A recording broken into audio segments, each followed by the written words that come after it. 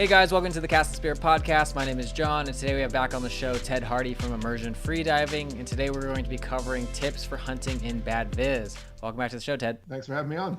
So, we have plenty of bad viz here in Southern California, and I don't think it was really addressed too much in my freediving class that I took. So, when you teach freediving, do you guys cover like what to do, especially for safety regarding good and bad viz? Yes, so absolutely. So I would say if you look at how safe a geographical region is, right? As far as safety, it's almost directly or inversely related to the visibility. What I mean by that is when you dive in places that have bad viz, California, the Northeast, right? The viz is terrible, right? It's not terrible. If you're doing a 40-foot dive, you can't see the person. And so I have gotten so much pushback over the years from spearfishermen in those areas.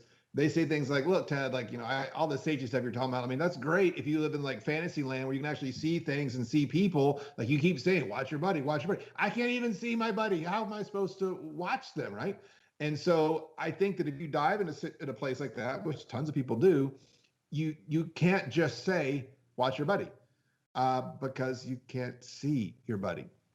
So here's some things that you can do if you dive in a place that has bad visibility. There are definitely things you can do to make this more possible. So a couple of things. One of the easiest and most direct ways to be able to see where your buddy at is, even if you're diving at 40 foot and you got 5 foot of viz, if they put a float line on the gun, done.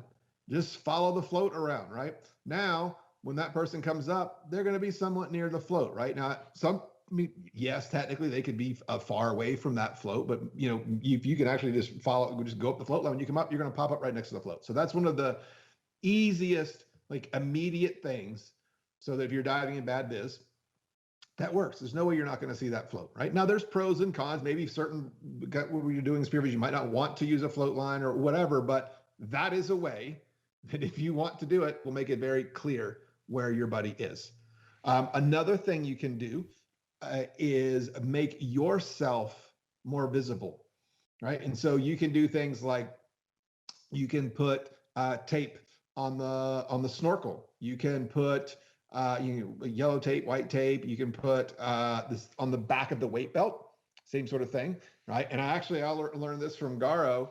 He said that he puts the tape on his fin. He puts it on the heel of his fin, so the bottom part of the fin, and then he puts it on the other part. So he's got like both. So when he's going down, you can see it when he's going down. He can see it when he's laying down. So again, and then it pops like flashers, right? So those are things you can do to make yourself more visible. Yeah, that's huge. I've switched a lot of my gear recently. I have now a white snorkel. I have the neon yellow or green, whatever that color is, for my weights.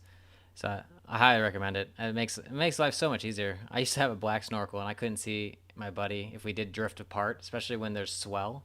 I think a lot of people don't consider a lot of these things. And I love the float. I think a lot of guys here in SoCal always will say, oh, well, we dive in kelp and that float gets kind of annoying. But there are things to do, things you can do, especially get a light colored float line and then don't have to put a float on it. You can put a kelp carrot.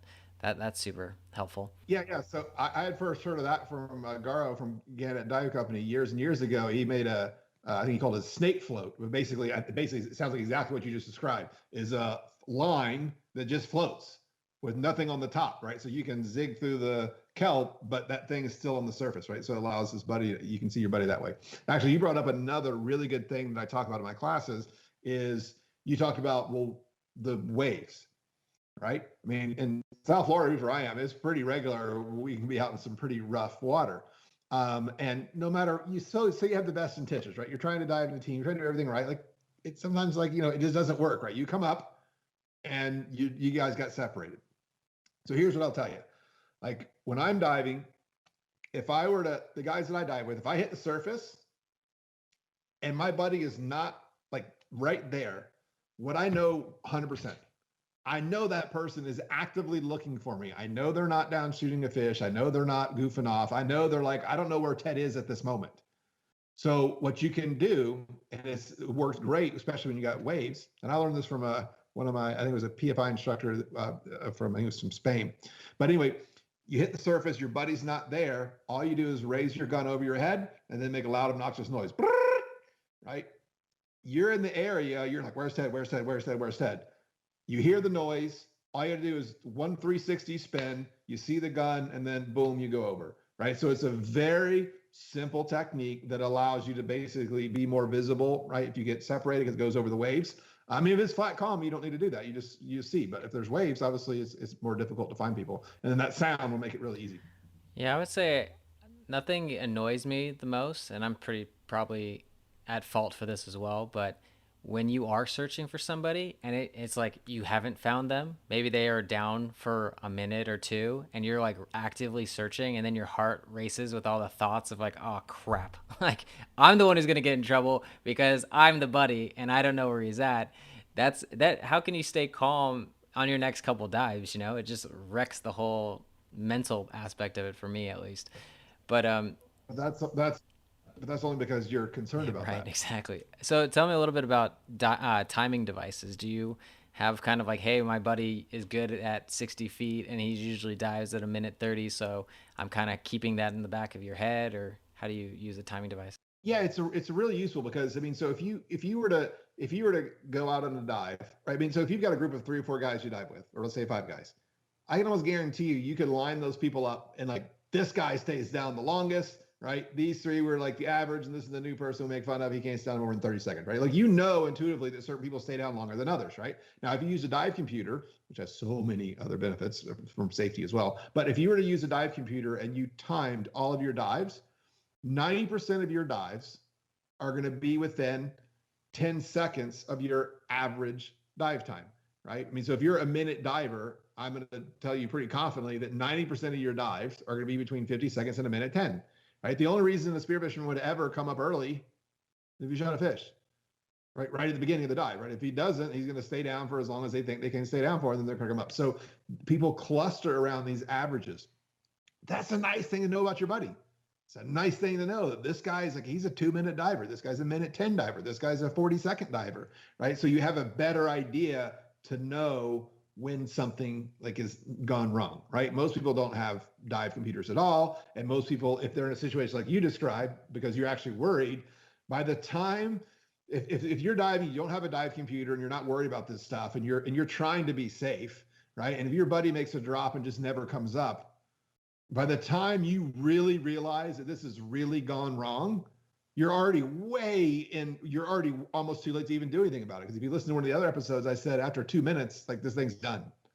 Right? So most people don't use watches. And so it would be too late to even do anything by the time they really realized that something was wrong. But if you had, if you knew a guy was a minute diver and it's 2 minutes in, and he's not at the surface, he didn't just will himself to double his dive time. If you could just will yourself to double your dive time, we would all just do that, right? So at that point, like, you already know something's wrong. So it's really a useful tool. And there's so many other things, especially from a safety standpoint, that can be with computers, but I think they're really useful. Perfect. I think that's the perfect place to stop. If you guys want to reach out to Ted, hit him up on all the socials. It's Immersion FD. He also has a podcast, Freedive Live. Make sure you take a safety course. I think we've kind of beaten that up this whole week, but freedivingsafety.com is the thing that I took, and it really helped me. So I know it's going to help you if you can't get yourself to go take a freediving class. Thanks for being on the show, Ted. Hey, one more thing before you go. Do you like this podcast? Well, we're trying to keep it ad-free as much as possible. And to do that, we just ask if you could support us. That'd be amazing. Just head over to shop.castandspear.com or consider contributing to our Patreon page. Thanks so much in advance. See you on the next one. Bye.